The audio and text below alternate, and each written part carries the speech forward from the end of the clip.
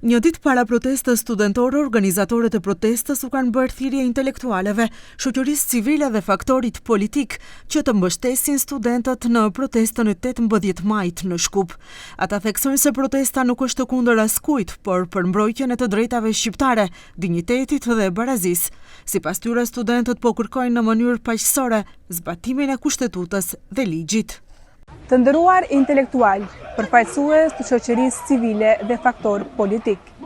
Heshtja ndaj cënimit të së drejtës nuk është neutralitet. Kjo protest nuk është kundër askujt, por përpos mbrojtjes së gjuhës shqipe, dinjitetit dhe barazisë tonë si qytetar.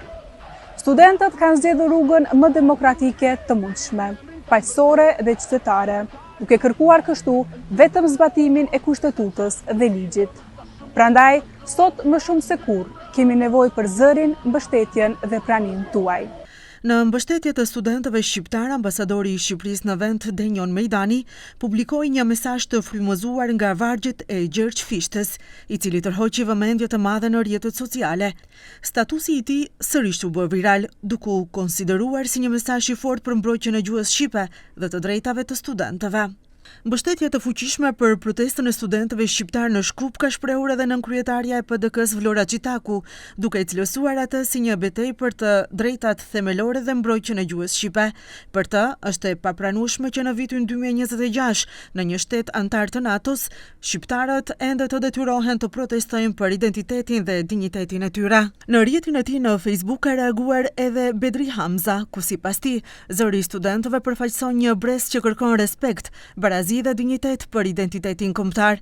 Ai shprehet se do të jetë pranë çdo të riu shqiptar që ngrihet për të mbrojtur gjuhën, identitetin dhe të drejtat e tij. Këngëtarja me origjinë shqiptare Bebe Rexha ka reaguar në mbështetje të studentëve shqiptar, duke shkruar se gjuha shqipe është pjesë thelbësore e identitetit kombëtar dhe një e drejtë e fituar me sakrificë ndër breza. Sipas saj, studentët shqiptar meritojnë të drejta dhe mundësi të barabarta.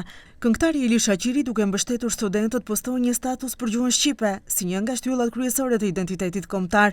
Për krah tyre kanë dalë edhe shumë figura të tjera, si Shkurtë Feza, Tenori Kastrio Tusha dhe figura të tjera publike nga vendi dhe më gjerë.